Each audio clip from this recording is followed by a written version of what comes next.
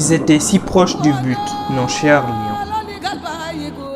Si proches de ce premier sacre qui leur fuit maintenant depuis tant d'années. Et pourtant, nombreux sont ceux qui y croyaient. Hommes, femmes et enfants, tout un peuple était derrière, debout comme un seul 12e homme derrière leur équipe. Bienvenue sur Résumé quotidien. Un destin brisé, des échecs répétés. Retour sur le parcours du Sénégal durant la Coupe d'Afrique 2019. Étant numéro 1 dans le classement FIFA Afrique, tout avait bien commencé pour nos Lions avec leur premier match de poule face à la Tanzanie. Favori malgré lui, le Sénégal mondialiste et meilleure équipe africaine au classement FIFA débute son tournoi face à la Tanzanie. Ainsi, malgré l'absence de leur exceptionnel capitaine Sadio Mané, les Lions sont en forme et ils le montrent sur le terrain dès l'entame de match, notamment avec Mbaye Niang et Ismaïla Sarr. La lumière vient enfin de Keita Baldé avec cette frappe même. Et le premier du Sénégal dans cette CAN 2019. Après c'est Crépin Diatta qui s'y colle en faisant une bavarde. Ouais, c'est parfait, cette frappe de Crépin Diatta. Entrée en matière réussie certes, mais le coach Aliou Cissé, l'homme qui faisait partie de l'équipe épique qui a battu la France et qui s'est qualifié en quart de finale de la Coupe du Monde de 2002, avait raison de ne pas s'enflammer, car ils vont accueillir une équipe redoutable menée par Riyad Mahrez, les Fennecs d'Algérie. On espère avoir un spectacle à la hauteur des attentes et on sait qu'elles sont grandes. Malgré les occasions de part et d'autre, les deux équipes se neutralisent mutuellement pendant les 45 premières minutes.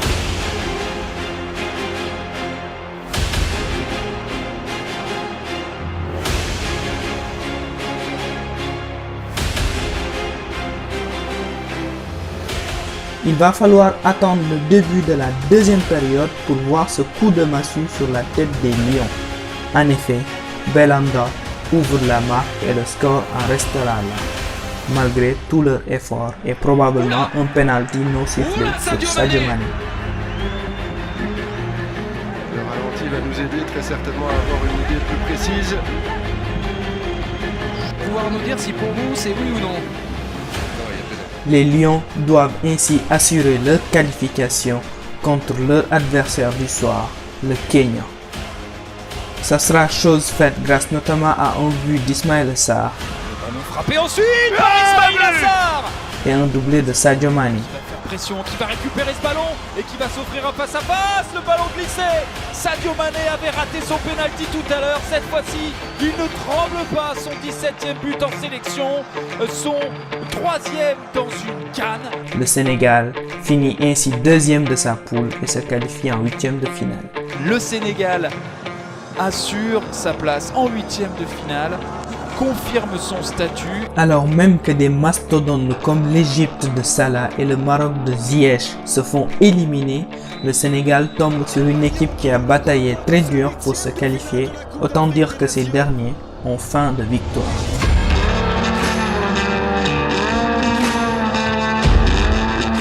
Et peut-être un carton rouge à l'encontre. Le match tourne très vite à l'avantage du Sénégal grâce à l'indétrônable Sadio Mané qui ratera d'ailleurs son deuxième penalty de la compétition. Et c'est repoussé. Les Ougandais passent à côté de l'égalisation à de nombreuses reprises. Oui, ce sera Katerega. C'était cadré. C'est repoussé une nouvelle fois des 2 points par Gomis. Plus de peur que de mal, le Sénégal continue son chemin. Et nous voilà en quart de finale. Les hommes d'Aliou Cissé se font malmener pendant une grande partie de la rencontre par des Béninois très entreprenants.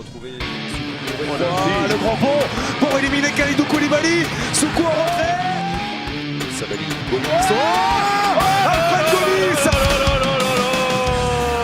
Sur un éclair de génie d'Idrissa Gueye, les Lions s'imposent non sans difficulté. Idrissa Gueye. Tout le Sénégal est en ébullition. L'équipe nationale n'avait pas atteint ce stade de la compétition depuis la fameuse CAN de 2002. Mais la tâche ne sera pas facile cette fois.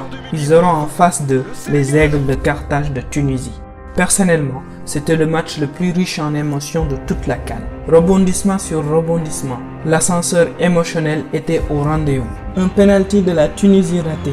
Un penalty du Sénégal aussi raté par un nouveau tireur cette fois-ci, Henri Saivet. Un but gag provoqué par le goal de la Tunisie. Et enfin, alors que le Sénégal menait par un but d'écart, l'arbitre décide d'invalider un penalty suite à une main d'Idrissa Gueye. À croire qu'à ce moment précis, la chance du champion nous souriait dans ce match, tout comme le Real Madrid. Et il n'y aura pas de penalty pour la Tunisie. Oh, c'est terrible pour les Aigles de Carthage. On voit cette tête de Salif Sané. Et voilà, après près de 17 ans d'attente et une multitude de générations de joueurs, le Sénégal accède à nouveau à une finale de Coupe d'Afrique. La première depuis 2002, il y a 17 ans.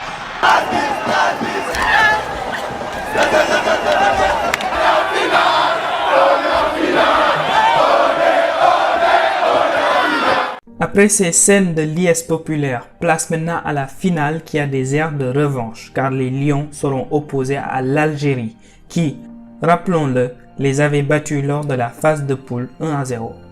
Et c'est parti pour cette finale, un match pas comme les autres, parce que c'est une rencontre qui décidera qui sera champion d'Afrique. Alors autant dire que ça commence très mal pour le Sénégal qui encaisse un but après seulement 1 minute de jeu suite à cette frappe détournée qui trompe le goal. Premier but dans cette partie, après 1 minute et 20 secondes. Bref, le score en restera là dans cette première mi-temps. Au retour des vestiaires, les Sénégalais se feront plus dangereux, notamment avec cette frappe de Mbaye Niang qui ne passe pas loin des cages du goal algérien Raïs Mboli. S'ensuit un penalty annulé par l'arbitre après vérification à la VAR. Les Tunisiens devraient être ravis car c'est pratiquement le même type de penalty qui leur avait été refusé durant les demi-finales. Les Lions dominent mais n'arrivent pas à marquer, à l'image de cette frappe de Sabali magnifiquement repoussée par le goal. Le Sénégal perd ainsi une nouvelle fois l'opportunité de gagner cette Coupe d'Afrique qui leur fuit depuis désormais tant d'années. Mais merci à eux de nous avoir fait vibrer pendant cette compétition, de nous avoir fait sauter de joie, trembler de peur et hurler de bonheur. Ce n'est que partie remise car l'avenir est devant vous.